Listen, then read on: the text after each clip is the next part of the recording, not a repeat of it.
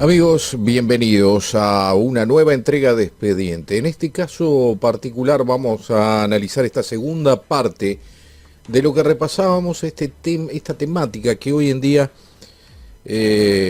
acapara la atención de todo el mundo, sobre todo por la difusión que tiene y sobre todo por hechos puntuales que se han registrado a lo largo de los últimos años. Estamos hablando del terrorismo. Una segunda entrega para analizar el origen del terrorismo, las causas, las consecuencias, quién de alguna forma ha propiciado que el terrorismo acapare la atención de todo el mundo. ¿Es tan grave la situación del terrorismo como nos quieren hacer ver? ¿O es tener controlado al mundo mediante el temor? Es un poco lo que estamos analizando a través de estos programas de Expediente, estas dos entregas. En esta segunda parte vamos a analizar el terrorismo islámico y en particular el caso del terrorista más famoso quizás del Islam de los musulmanes. Estamos hablando de Osama Bin Laden, quien fue abatido en Pakistán, recuerdan, con aquel operativo de caza que se hizo por parte de los Estados Unidos y de los servicios secretos, la CIA, las Fuerzas Armadas. Durante muchos años estuvieron buscando a este terrorista en especial después del atentado del 11 de septiembre. Vamos a ocuparnos de Bin Laden, vamos a ver la relación que tenía Bin Laden con la familia Bush, la familia de Bin Laden con la familia Bush. Algo que llama la atención. Vamos a estar analizando cuál fue la situación que se fue generando, cómo Bin Laden aparece, termina siendo un terrorista, cuando en realidad vamos a ver la vida de él. Cuando joven era un niño más bien tímido, un niño amable, cómo termina convirtiéndose en uno de los terroristas más famosos del mundo.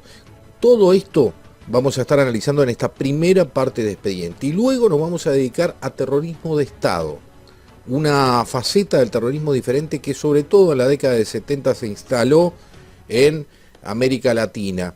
¿Cómo sucedió? ¿Qué fue lo que pasó? ¿Quién lo propició? ¿Hubo alguien? Esto fue parte de un plan, el Plan Cóndor. ¿Qué es el Plan Cóndor? Vamos a estar analizando todo eso a través de este expediente en esta segunda entrega de terrorismo a través del 11. Bienvenidos, así de esta forma comenzamos a abrir un nuevo expediente.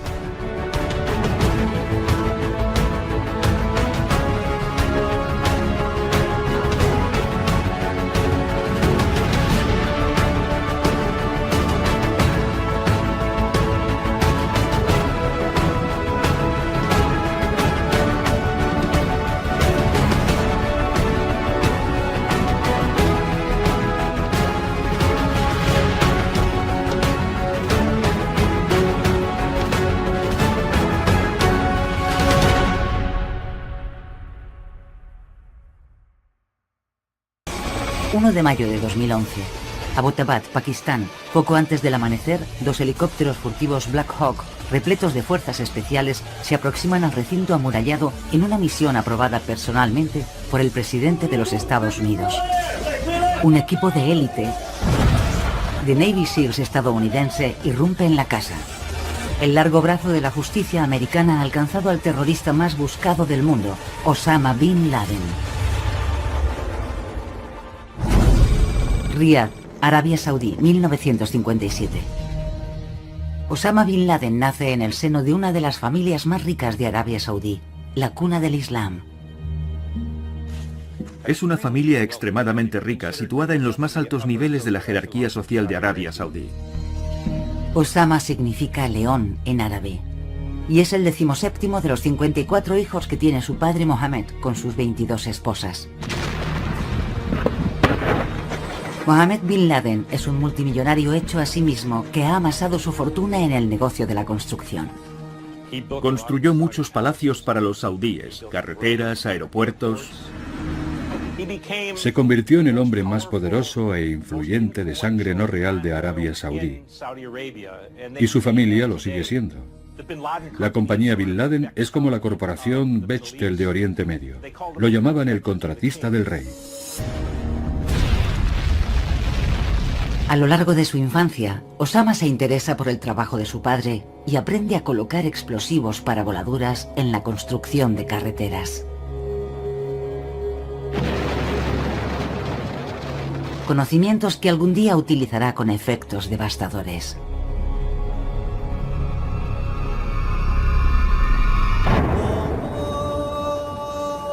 Pero también recibe algo más de su padre: su fe, que dominará todos los aspectos de su vida. El padre de Osama Bin Laden era un musulmán muy devoto. Le inculcó una actitud muy piadosa. Hay que leer el Corán, aprender muy bien la palabra del profeta, y hay que seguir el modelo del profeta para modelar tu vida. Veneraba al profeta Mahoma y también la visión global del Islam sin fronteras, en cuanto a que la fe islámica debe llegar a ser la fe del mundo entero. Y lo que será crucial, Bin Laden aprende que el profeta Mahoma no era solo una figura religiosa, sino también un gran general que creía en la expansión del Islam a través de la guerra.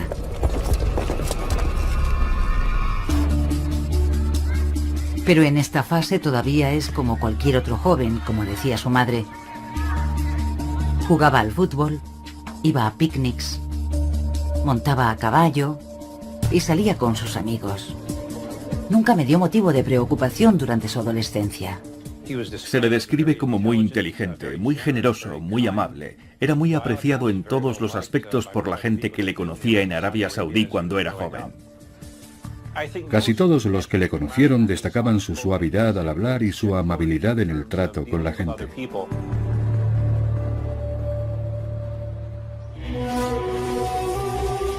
En 1968, la tragedia golpea al niño de 10 años al morir su padre en un accidente de aviación. Pero Bin Laden hereda cerca de 80 millones de dólares, que se mantienen en un fideicomiso hasta que cumple los 21 años. Heredó una gran suma de dinero de su padre, pero su fe siguió regulando y controlando su vida. Esta fortuna permitirá a Bin Laden convertirse en uno de los mayores patrocinadores financieros de actividades extremistas islámicas en todo el mundo.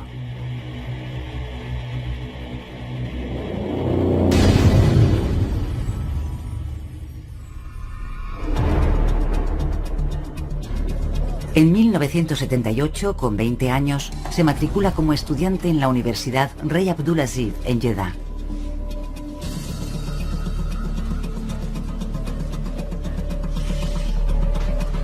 Allí estudia materias muy occidentales: economía, administración de empresas, dirección y la profesión de su padre, ingeniería civil.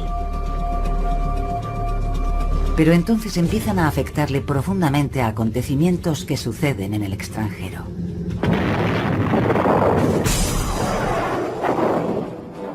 La época universitaria de Bin Laden coincide con un tiempo en el que el mundo musulmán sufre el impacto de la derrota frente a los israelíes en la guerra del 67.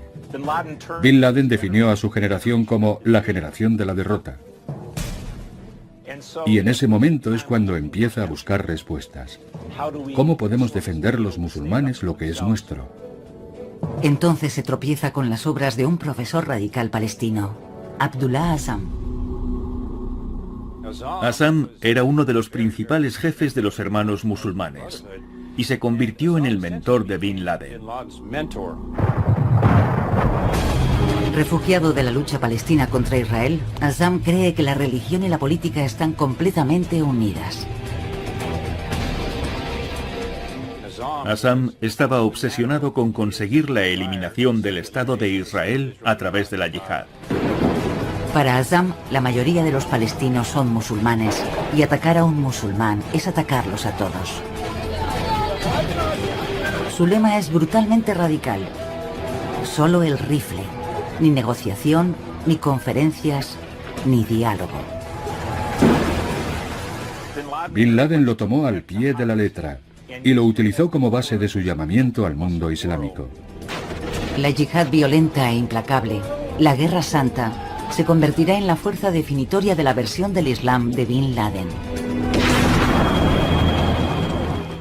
Aunque por ahora no es más que un joven con ideas, le falta una causa. hasta que otro acontecimiento internacional transforma al estudiante idealista en combatiente y terrorista.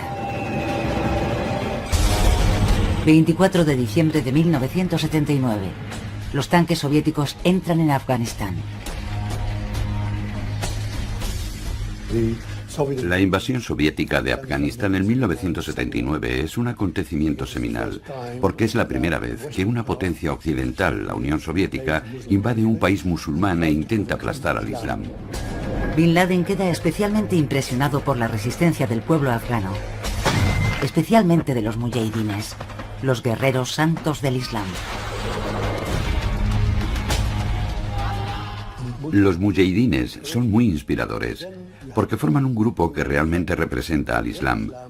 Lucha contra los infieles y lucha por el futuro del Islam. Las palabras de su mentor, Abdullah Azam, tienen más sentido que nunca. Un ataque contra los musulmanes es un ataque al Islam. Tiene que ir allí.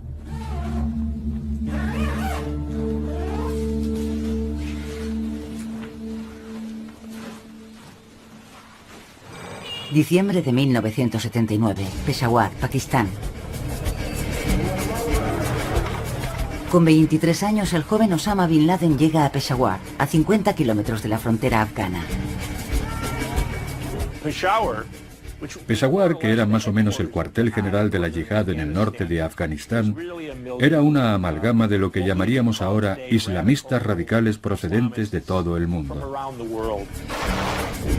Allí encuentra una ciudad repleta de mujahidines llegados de diferentes países para combatir en la Guerra Santa contra los rusos.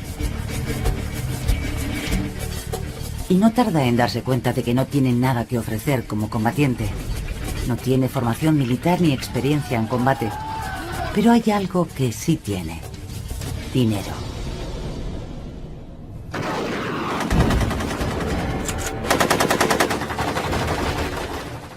Bin Laden empezó financiando operaciones, proporcionando dinero, armas y equipamiento a los mujahidines.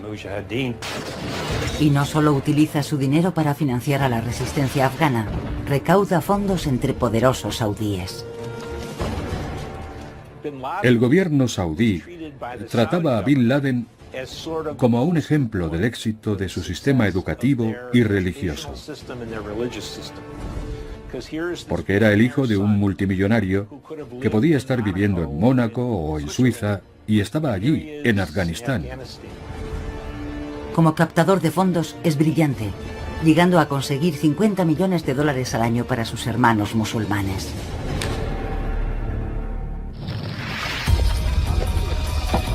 Pero en 1984 se da cuenta de que la resistencia afgana necesita algo más que dinero. Necesita organización. Entre los miles de combatientes árabes que llegan a la ciudad desde Egipto, Siria y Jordania para luchar con los mujahidines, reina el caos. Y Bin Laden da un paso adelante para establecer el orden. Osama Bin Laden creó el Departamento de Servicios en 1984, el Maktab al-Khidmat. Ayudaban a los voluntarios extranjeros que llegaban a Afganistán, les daban alojamiento, comida y los llevaban a campos de entrenamiento o a Afganistán. Bin Laden utiliza sus conocimientos de gestión de empresas para profesionalizar el proceso. Registra los movimientos de cada recluta. Monitoriza y evalúa sus progresos en los campos de entrenamiento y sus éxitos en combate. Y financia el departamento con $300.000 anuales de su bolsillo.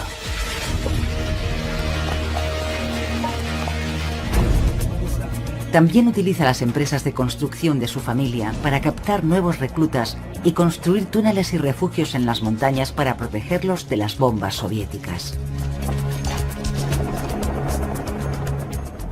Bin Laden dijo: a lo que realmente somos vulnerables es a los ataques aéreos de los soviéticos y del gobierno afgano. Y necesitamos posiciones donde podamos proteger a nuestros soldados y nuestros suministros. Y áreas protegidas para cuidar a nuestros heridos. Y Bin Laden llevó equipos de construcción, equipos de perforación de túneles, volquetes y excavadoras de la compañía de su padre. Se hizo famoso como el joven que conducía una excavadora entre las balas. No es que fuera un combatiente, pero sí era un ingeniero militar, y según parece muy bueno.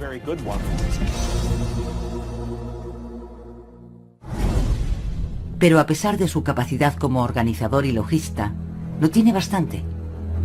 Él ansía ser un guerrero santo y matar personalmente a los enemigos del Islam.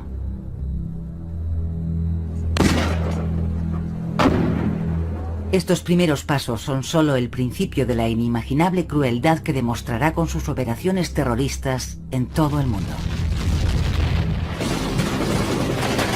En el verano de 1986, finalmente consigue convertirse en combatiente y estar en el centro de la acción. Cuando llegó el momento de mancharse las manos, fue uno de los que estaban en primera línea, algo que hizo ganarse a Bin Laden su respeto y contribuyó a crear su leyenda. La guerra es una experiencia embriagadora. Por fin está combatiendo por su fe contra un enemigo infiel. Algo aterrador se despierta en el antaño tímido y amable joven.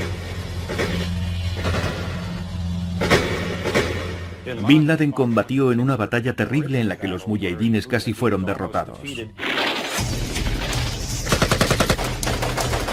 En un enfrentamiento en el que formaba parte de una patrulla de 50 árabes, rechaza un asalto de una fuerza soviética muy superior, bien entrenada y equipada.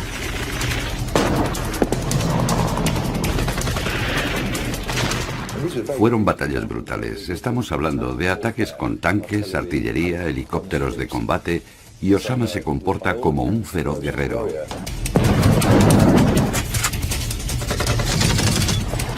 Un veterano comandante afgano dijo de él: "Lo he visto con su Kalashnikov en las manos, resistiendo el fuego de morteros y lanzacohetes múltiples".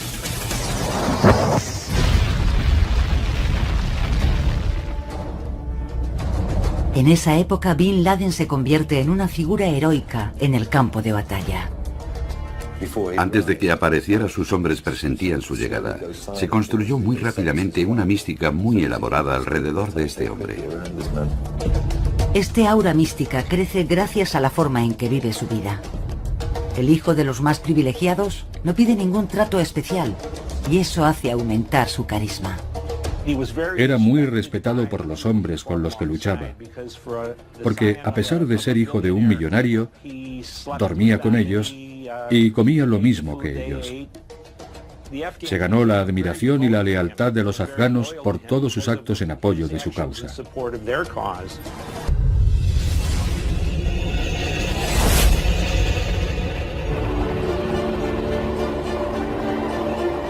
En 1989, la invasión rusa de Afganistán llega a su fin. Los soviéticos se retiran, derrotados y humillados. La derrota de la Unión Soviética y su expulsión de Afganistán fue un gran momento para Bin Laden. El líder de Al-Qaeda hace suyo el triunfo en Afganistán y habla de que la victoria enseña dos lecciones vitales. Se dio cuenta de que era mucho lo que se podía conseguir ejerciendo una violencia desmesurada sobre el enemigo, aunque esté mucho mejor armado que tú. Y segundo, cree que la victoria es la prueba de que Alá está de su parte. Bin Laden consideraba que era esencial convertir esa victoria, concedida por Alá, por supuesto, en una victoria de todo el mundo islámico, y no solo de los afganos. Había demostrado que los árabes podían derrotar a una superpotencia.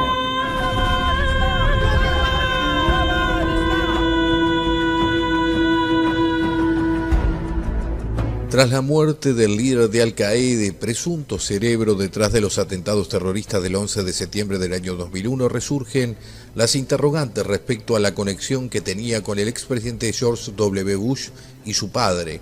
El vínculo nace bajo el alero de un holding que agrupaba a poderosos e influyentes republicanos en Washington, D.C., el cual acrecentó su poder gracias a las guerras de Afganistán e Irak.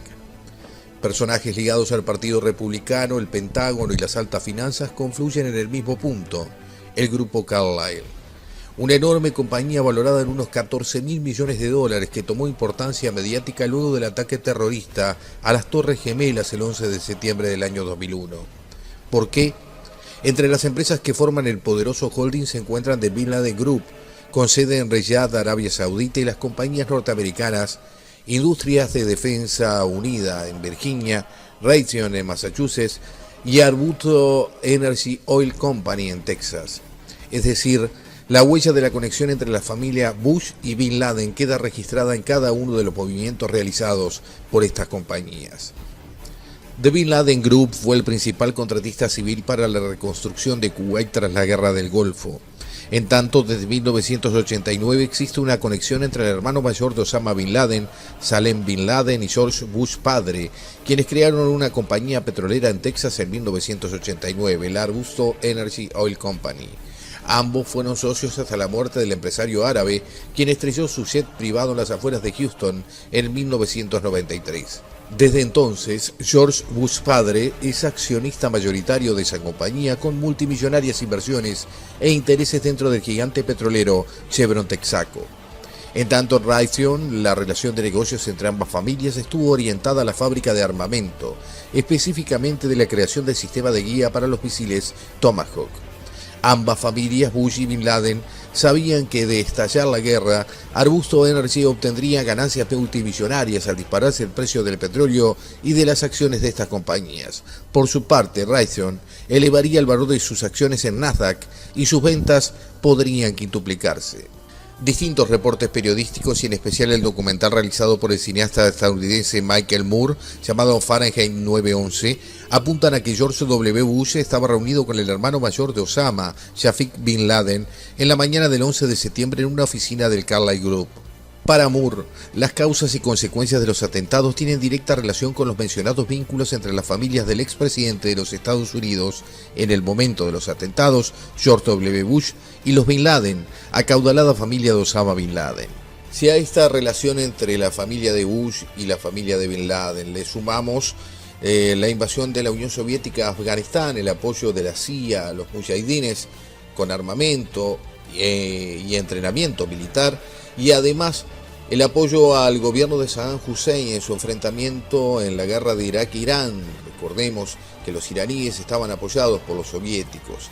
Esa puja de intereses por la Guerra Fría arman este puzzle que podría determinar que estos terroristas generados por sí solos fueron producto de las grandes potencias y de su afán de seguir conquistando poder para cada uno de los bloques, el socialista y el capitalista.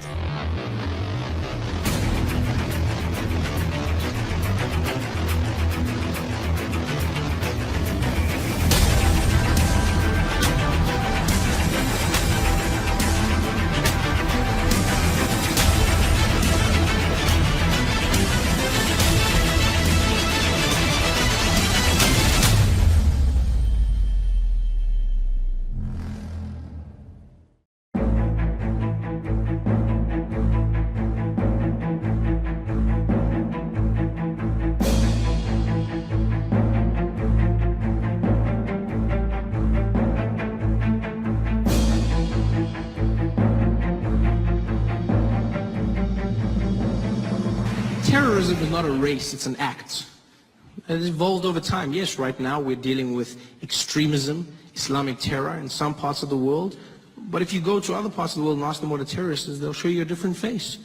You go to England 20 years ago and you said, who was a terrorist? They'd show you a drunk Irishman. Right? I didn't need to say drunk, I could have just said Irishman. There was a time when Nelson Mandela was labeled a terrorist. Like, terrorism is an act, it's not a face. People say these things. Well, these Muslims, you gotta admit, there's an awful lot of them doing the same thing. I'm like, yeah, but you know who's not a terrorist? Most Muslims.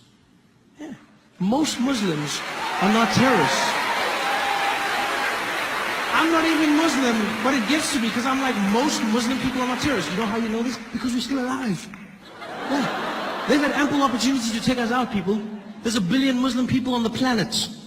They've had every chance. They could have killed us using those falafels they sell us after midnight when we come out of the club. They could have wiped us all out. But they're killer kebabs. they've had the means. It's so weird to see our prejudices, you know, the way people are labeled in the media, you know, in society. It's not just Muslim people, you see it with black people as well.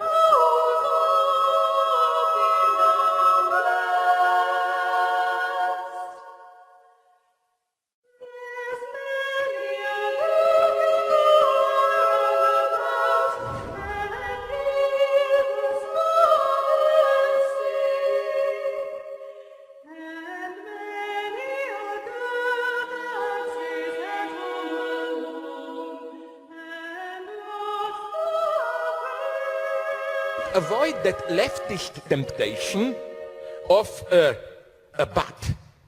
but, in the sense of, yes, we sympathize with the victims, but nonetheless this was distorted but justified reply against Western imperialism, blah, blah, blah. No, there should be no but for a true leftist. We should condemn the Paris, no, you will not get the liberal message. We should condemn it, but condemn it really. Because what's the true tragedy of events in Paris? It's double. First, did you notice how the political focus of European life went back down in the last months? The first half, it was Syriza. Whatever were there the distortions, mistake, it was clear focus on the deadlock of capitalist system, of class struggle, and so on. Then in the second half, it was refugees. It's obviously also class struggle, exploitation, our responsibility. But nonetheless, unfortunately, the focus already shifted from socio-economic topics to, you know, all this, I hate it, humanitarian topics of, you know, refugees, are we ready to understand them, to open ourselves to them? I hope I'll be able to talk later more about it, because I think this entire approach is totally wrong, this humanization of refugees. I am ashamed when somebody says, but did you see them, they are people like us, and so on. What does this mean? That if we discover that they are not people like us, that then, sorry, you can drown there, and so on. I mean, it's easy to sympathize with a neighbor who is a fellow man like you. You know, but what if a neighbor is not exactly like you? Then the problem emerges. Another thing here, I cannot avoid a provocation. One of the most stupid pacifists, you talked enough in the last month on TV and so on, I will have my 3, 4, 5 minutes. The most stupid saying, here I hate this liberal universal humanism, is an enemy is someone whose story we didn't yet hear, you know. That's good to know, thanks. So it means Hitler was only our enemy because we didn't read enough of Mein Kampf and understood. No, that's the tragedy of violence today. If you look it from the inside, I can guarantee you that even the worst criminals can always tell a wonderful story from the inside. No, here I'm the partisan of X-Files. The truth is outside.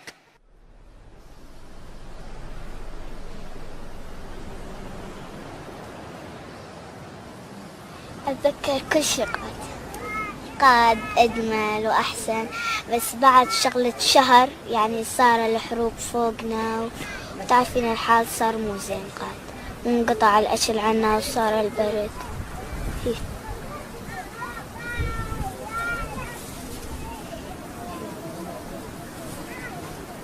فجينا لهين احنا قادمنا الحروب فوقنا، جينا اللي جاي هين ما في لا ضرب ولا حروب خالص شيء.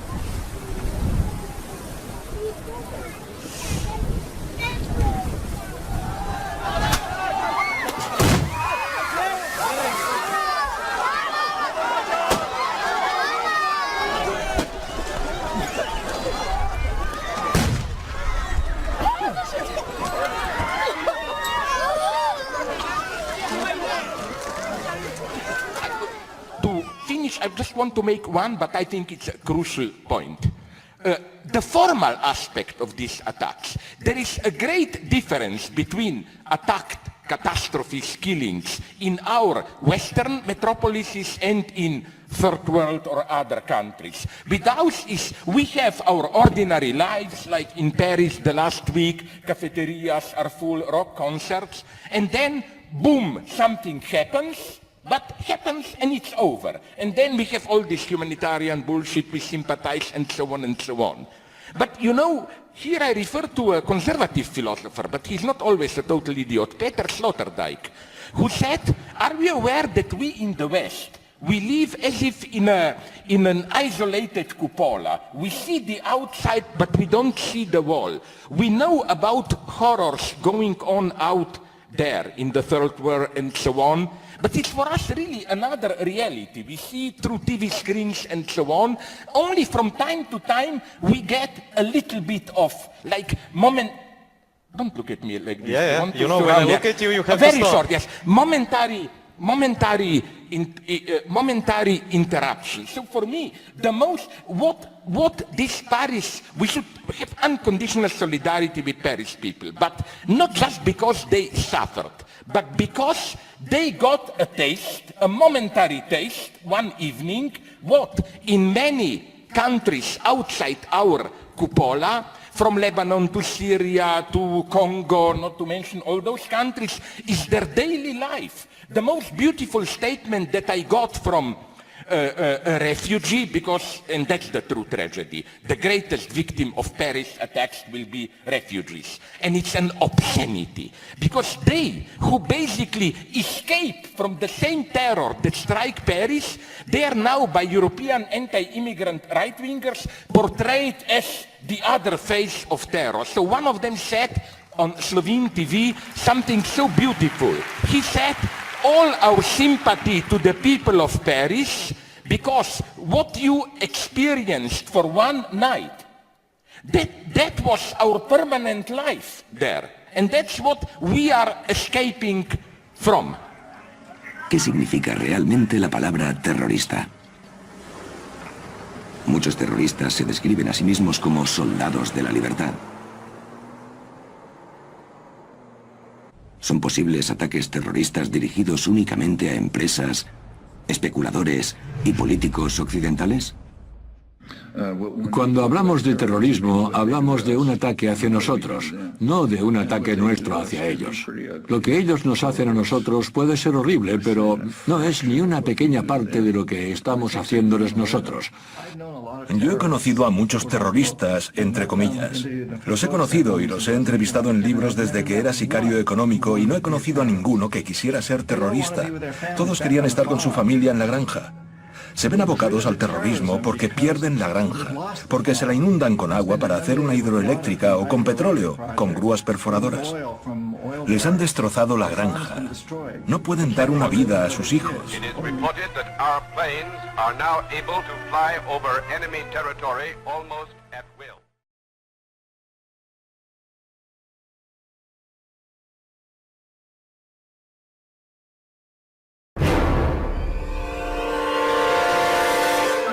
My car is parked every day.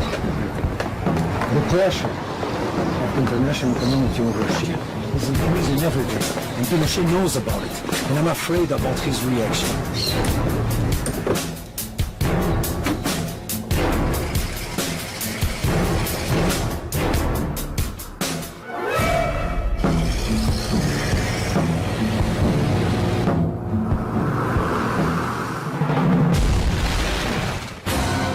El asesinato de Letelier, que también le quitó la vida a Ronnie Carpenter Moffitt, una joven americana de 26 años, fue el primer acto de terrorismo internacional en la capital de los Estados Unidos antes del ataque del 11 de septiembre de Al Qaeda. Es cierto que quienes salieron al exilio, quienes comenzaron a vivir esa ola de dictaduras en los años 70, en el Cono Sur en particular, sabían que había peligro, pero nunca se pensó que esa mano se iba a extender al hemisferio norte y menos a Estados Unidos. Que un gobierno latinoamericano mandara a un equipo terrorista internacional a Washington realmente era algo extraordinario. Con el tiempo y las investigaciones que se fueron haciendo de este caso y otros, es el que permitió develar y conocer lo que es la Operación Cóndor en el Cono Sur de América. A comienzos de los años 60, la doctrina de seguridad nacional difundida por los Estados Unidos es el arma de los militares latinoamericanos en el combate al marxismo. O inimigo indefinido. Ele adapta-se a qualquer ambiente. Pero básicamente los militares eran incentivados a observar dentro de sus sociedades. Los civiles no eran considerados confiables. Los militares comenzaron a sentir que ellos eran los únicos que podían garantizar la seguridad nacional. En 1964, un golpe militar en Brasil inicia una onda de dictaduras en la región. Las operaciones de captura de los enemigos del Estado no respetan fronteras. Señor Edmur Pericles Camargo, señor, acompáñenos, por favor. No va a ser mucho tiempo. El régimen militar brasileño impulsaba los regímenes de derecha a su alrededor y se oponía en secreto y abiertamente a cualquier gobierno progresista que pudiera llegar al poder en países como Uruguay, Bolivia y Chile. En 1973, el general Pinochet toma el poder en Chile y las operaciones contra los enemigos de los regímenes se tornan cada vez más osadas. Pásame eso que yo lo hago.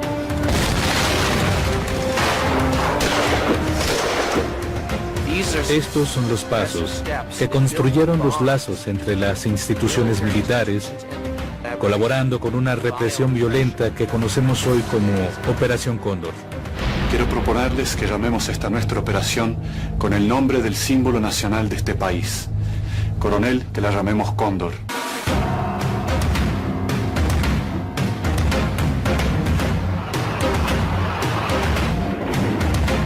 Guerra Fría. Los Estados Unidos y la Unión Soviética dividen al mundo entre el comunismo y el capitalismo.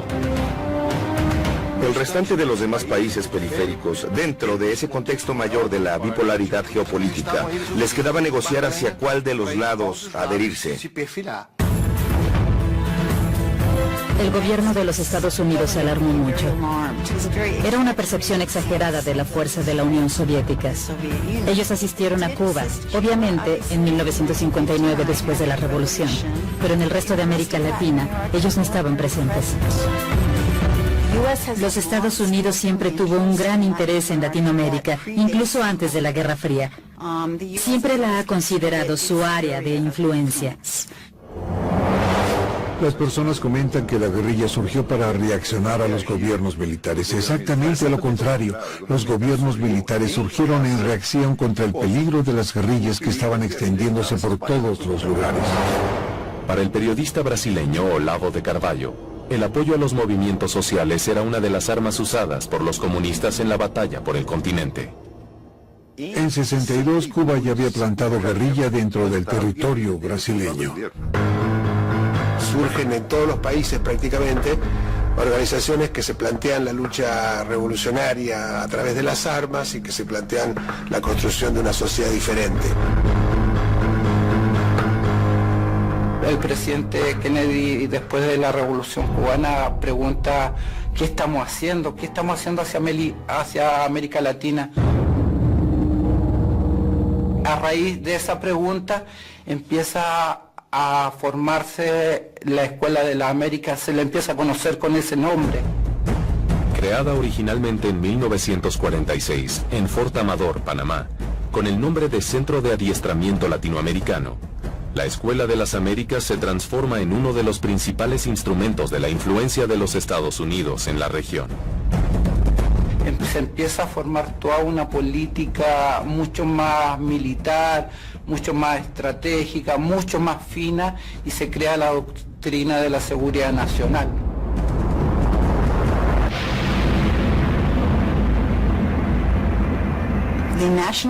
La doctrina de seguridad nacional llamó a la contrainsurgencia, pero básicamente los militares eran incentivados a observar dentro de sus sociedades.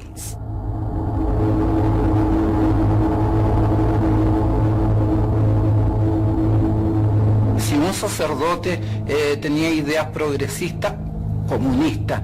Si un sindicalista tenía alguna idea de justicia social, de derechos humanos, es comunista.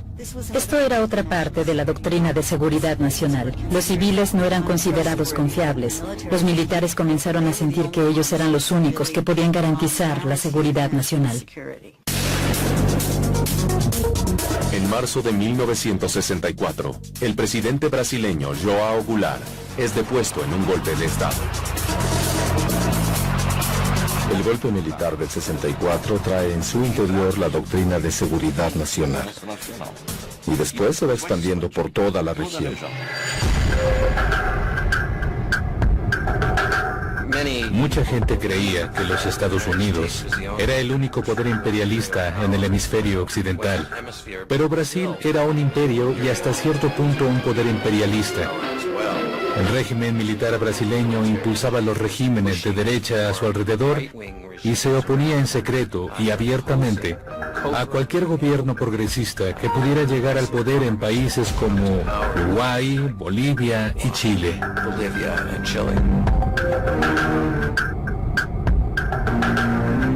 En 64, tras el golpe militar, una cantidad enorme de brasileños va a buscar refugio en Uruguay.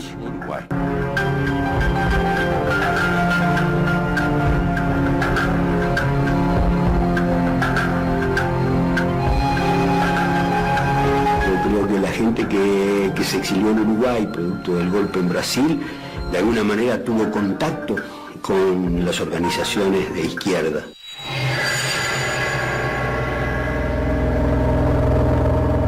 Incluso, es decir, algún robo de armas tenía como destino Brasil.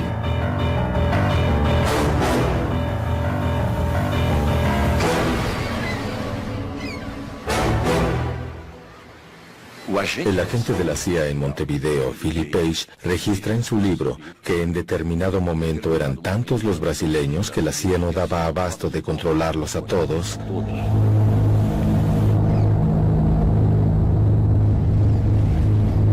Y pide refuerzo para la estación de la CIA en Río de Janeiro, que contesta informando que irán 2 agentes más de la CIA.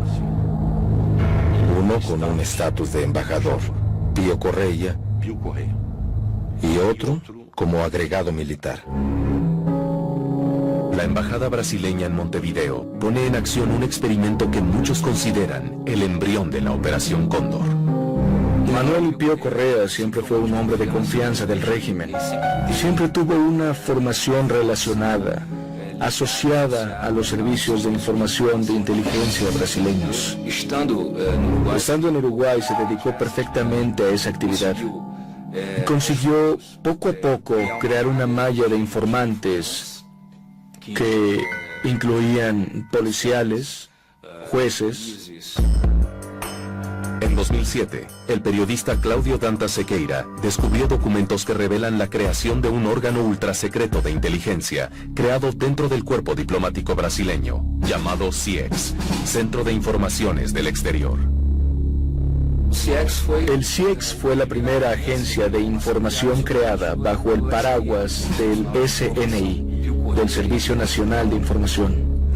Pío Correa era tan autónomo, tan independiente, que simplemente usó la experiencia de Uruguay para crear un servicio de inteligencia que fuera más allá de Uruguay, que fuera al resto del continente y a otros continentes también.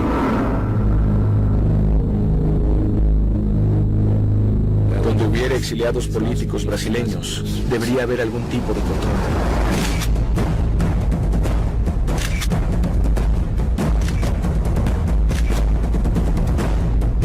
Pío Correa creó este clandestino aparato que resultó en la desaparición de varios brasileños y al mismo tiempo colaboró con represiones de Argentina, de Uruguay, de Chile y de Paraguay.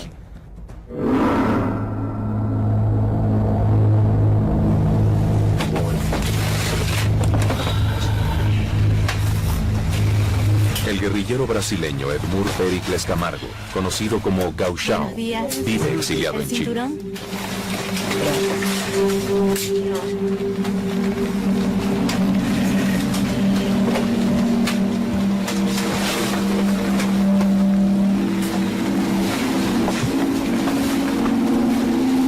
Señor Edmur Pericles Camargo.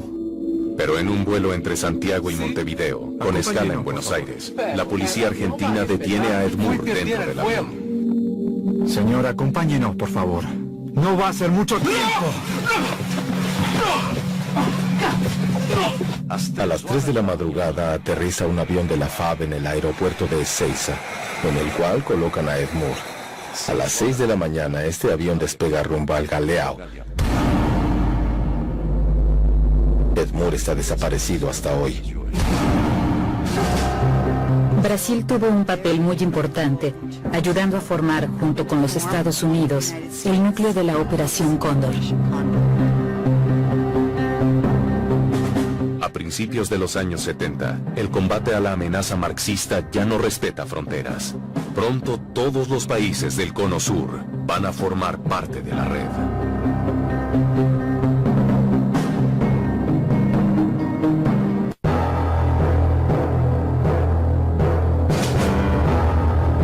En 1971, el general Hugo Banzer toma el poder en Bolivia.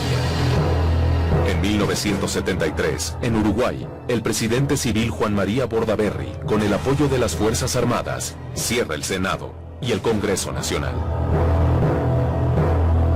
Brasil intervino secretamente para asegurar que los gobiernos militares tomaran el poder en Bolivia y Uruguay, y asistió a los Estados Unidos en el debilitamiento de la elección y gobierno de Salvador Allende, el primer socialista electo democráticamente en América Latina e incluso en el mundo, entre 1970 y 1973.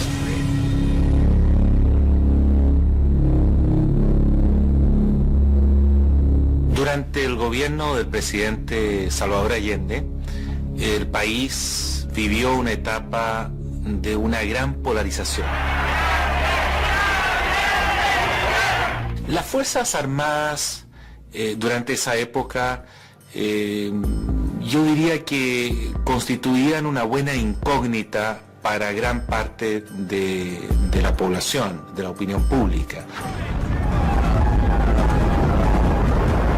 Chile vive un periodo de intensas huelgas y protestas. El comandante en jefe del ejército, general Carlos Prats, renuncia a su cargo y lo sucede el general Augusto Pinochet.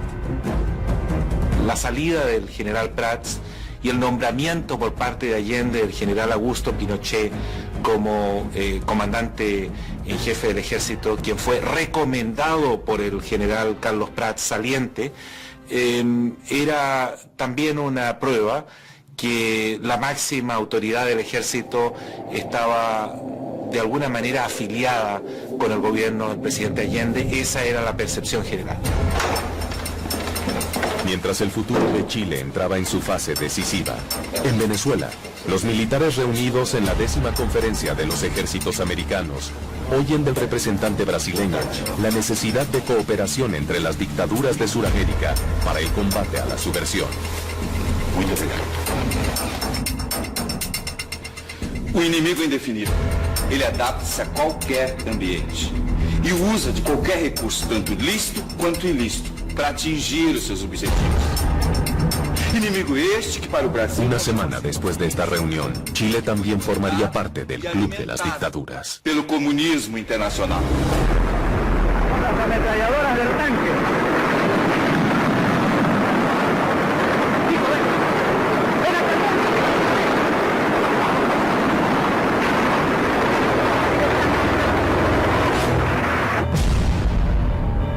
11 de septiembre de 1973. El Palacio de la Moneda, sede del gobierno chileno, es bombardeado e invadido por las tropas del general Augusto Pinochet. Salvador Allende es encontrado muerto en el interior del palacio.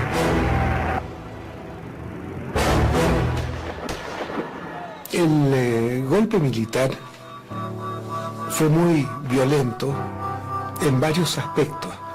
En primer lugar, los chilenos estaban convencidos de que no podía haber un golpe en Chile porque la historia política del país no registraba ninguno desde hacía mucho tiempo.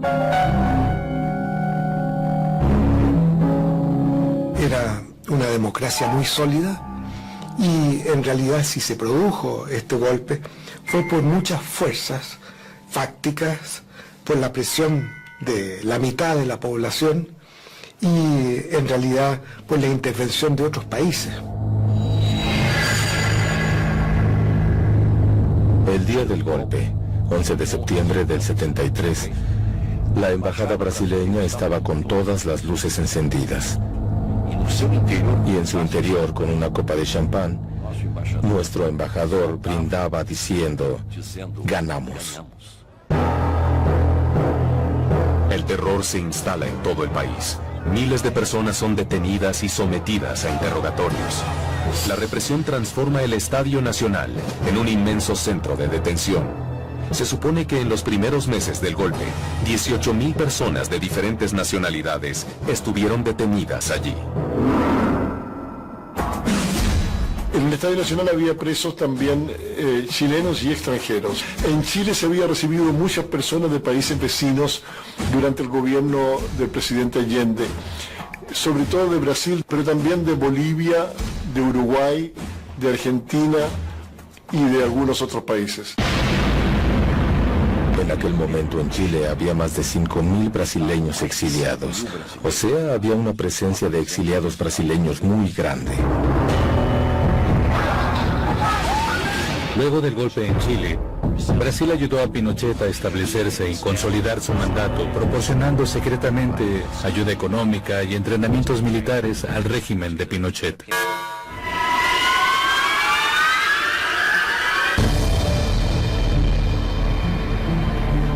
Marzo de 1976. Un golpe militar en Argentina pone fin a la última democracia del Cono Sur. Ahora, aliados a la extrema derecha, los agentes de la Red Cóndor transforman Argentina en un inmenso matadero. Mayo del año 76, ya la situación muy deteriorada. Habían habido algunos sectores de opinión que creían que Videla era la alternativa moderada contra un generalato más de corte fascista parecido a las dictaduras de la región. Pero ya para mayo del 76 nadie creía esto. Hijo del senador uruguayo Wilson Ferreira Aldunate, Juan Raúl Ferreira estaba en Buenos Aires junto con otros exiliados uruguayos cuando ocurrió el golpe argentino. Empezaban a conocerse hechos que se escapaban del control del gobierno. Y las famosas 3A eran notorias. Después de la muerte de Perón, comenzó a funcionar la AAA, la Alianza Anticomunista Argentina, que esta Alianza Anticomunista Argentina eran escuadrones de la muerte prácticamente parapoliciales, que mataron mucha gente. Las 3A eran un grupo ilegal pero no clandestino, uno los veía operar. Toda la llegada. ¿Quiénes somos? ¡Cállate!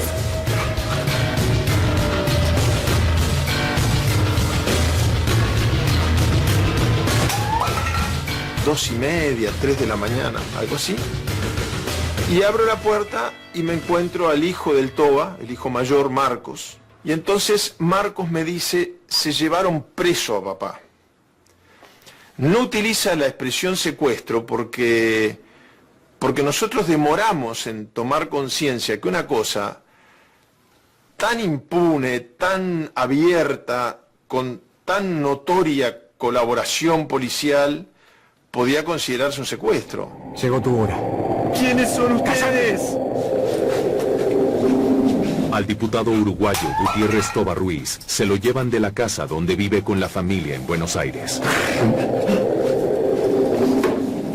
Gutiérrez Ruiz era el presidente de la Cámara de Diputados que había disuelto Bordaberry, era una personalidad en el Uruguay.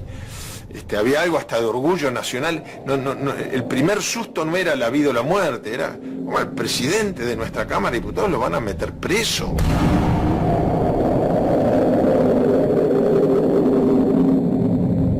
Todo lo que pasó después no estaba ni remotamente en nuestros cálculos de posibilidades.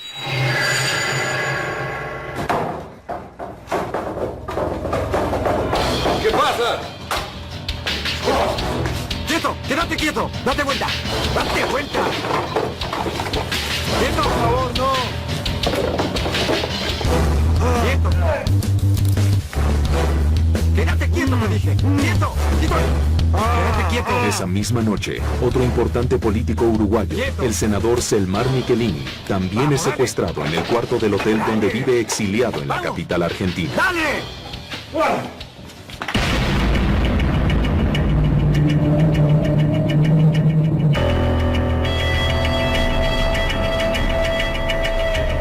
Menos de 72 horas después de haber sido secuestrados, Selmar Michelini y Gutiérrez Ruiz son encontrados muertos en un coche abandonado junto con los cuerpos de otros 2 uruguayos militantes tupamaros, Rosario Barredo y William Whitelaw Blanco. Ese conjunto de personas que son secuestradas en un día en mayo y aparecen asesinadas, aparecen esos cuerpos asesinados con señales de tortura. Presidente Torres, ¿quiénes son ustedes? ¿Quiénes son ustedes? Métase adentro. Y el 2 de junio sucede lo mismo con el general Juan José Torres de Bolivia. El general Torres tenía mucha popularidad en sectores del ejército boliviano y tenía mucha popularidad en sectores del MNR, de la izquierda aquí en Argentina y una de las comunidades más grandes de Bolivia en todo el mundo. Participaron del secuestro la banda de la AAA, de Aníbal Gordon le dicen, porque Aníbal Gordon lideraba una de las bandas de la AAA. Aníbal Gordon y Eduardo Rufo son 2 personajes muy conocidos que formaron parte de la AAA y trabajaron con los uruguayos y también con los chilenos. La base de operaciones de ese grupo era un taller mecánico situado en el tranquilo barrio de Floresta, conocido como Automotores Orletti. Orletti estaba controlada por CIDE, que era el aparato de inteligencia argentino, y el primer cuerpo militar. Era un centro para prisioneros del Cóndor. Hay otros lugares acá como el Pozo de Banfield o Quilmes donde han desaparecido uruguayos, no es solamente en Orletti.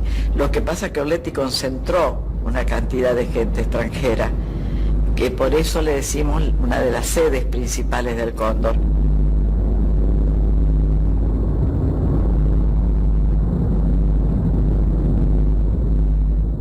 De mayo a noviembre de 1976, cerca de 200 personas fueron presas y torturadas en Automotores Orletti. Pocas sobrevivieron. Era un campo de exterminio, no era un lugar donde hubiera baño, donde te daban de comer. Pasamos 14 días sin comer ahí, ¿no? Entonces era un lugar de tortura donde la planta alta se torturaba. Habían 4 o 5 habitaciones donde te colgaban, te daban electricidad, te hacían esto. Y bueno, y después era el lugar de depósito físico, era planta baja. Estaban tirados ahí en el piso, sin tapado, nada, en pleno invierno, ¿no? El líder sindical Sergio López Burgos formó parte de uno de los primeros grupos de exiliados uruguayos a pasar por Orletti.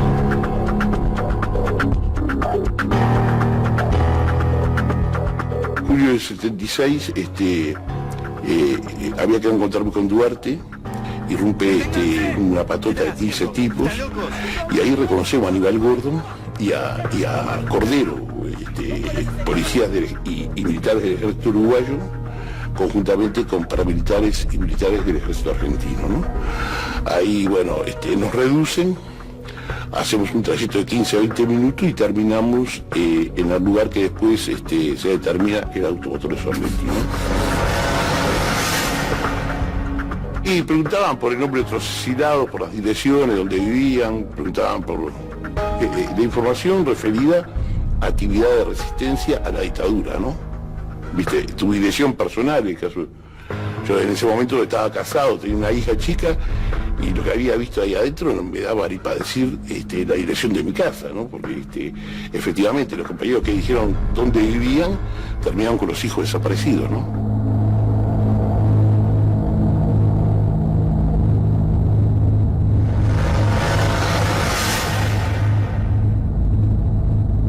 Durante la dictadura argentina, los agentes de la Red Cóndor inician una de las prácticas más crueles del periodo militar en el continente.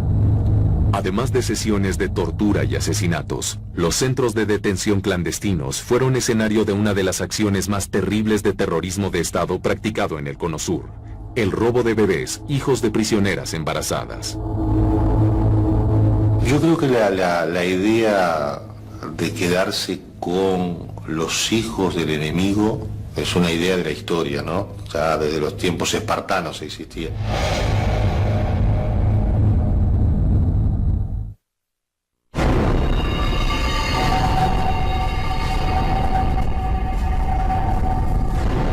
En el centro de detención clandestino, conocido como Automotores Orletti, los agentes de la Red Cóndor empiezan a secuestrar a los hijos de las prisioneras que dan a luz en la cárcel. El mecanismo robo de niños fue algo que fue sistemático y tenían todo un operativo armado en el marco de la Operación Cóndor, el operativo Cóndor, para saber qué hacían con los niños. El periodista uruguayo Roger Rodríguez investigó los casos de bebés desaparecidos en el Cono Sur. Una de las cosas, por ejemplo, que se procuraba, sobre todo en lo que es bien la Operación Cóndor, no la represión interna de cada país, es que los hijos de un brasilero queden en Chile, los de un argentino en Uruguay, los de un uruguayo en Argentina, es decir, cambiar el país, de modo tal de que nunca pueda ser recuperado. Constituido básicamente de aparatos de radio y telex, el sistema Condortel hace más rápidas las comunicaciones entre los países miembros de la operación. Chile era Cóndor 1, Argentina era Cóndor 2, Uruguay era Cóndor 3, y en algún momento Brasil llegó a ser Cóndor 5 o Cóndor 6. El último país que se unió a la Operación Cóndor fue Perú a comienzos de 1978.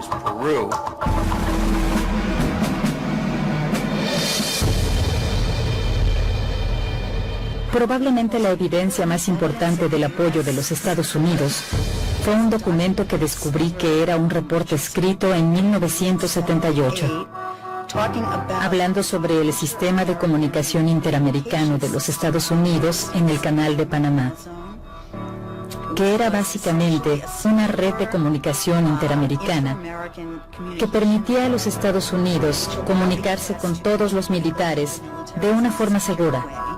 Y eso lo aplicaron a la Operación Cóndor. Bueno, señores, antes que terminemos, me gustaría hacer una sugerencia y al mismo tiempo un homenaje. Quiero proponerles que llamemos esta nuestra operación con el nombre del símbolo nacional de este país. Coronel, que la llamemos Cóndor. Con equipos más sofisticados y mayor autonomía para actuar, la Operación Cóndor gana aún más fuerza con el golpe militar en Argentina.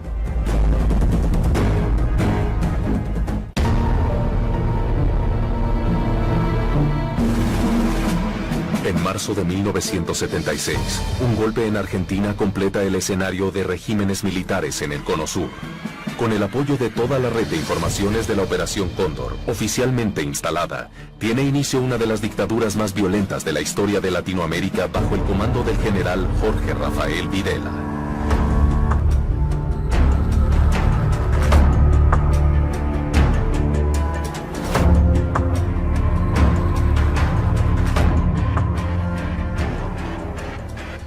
Terrorismo islámico, terrorismo de Estado.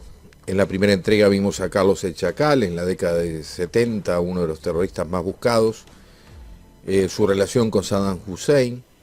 Estuvimos viendo las diferentes facetas del terrorismo y quién podría haber generado y propiciado que el terrorismo se expandiera por todo el mundo. ¿Cómo se inició? ¿Cuáles fueron los inicios de esta era terrorista, por llamarlo de alguna manera? ¿Es realmente tan preocupante el terrorismo en el mundo o a través del temor que ocasiona es una forma de controlar y de, sobre todo, justificar algunos hechos bélicos que se han dado y que se siguen dando en nuestro mundo? Preguntas que quedan para que ustedes pongan sobre la mesa esta discusión y recorrer sobre todo esta última parte, lo que sucedió en América Latina, este terrorismo de Estado que se vivió, sobre todo en esta época donde aparecen algunos melancólicos, por llamarlos de alguna manera, entre comillas, que hablan de que esa época debería volver. ¿Debería volver? Con esto que vimos. ¿Debería volver? ¿O no tendríamos que olvidarnos para no volver a repetir los errores del pasado?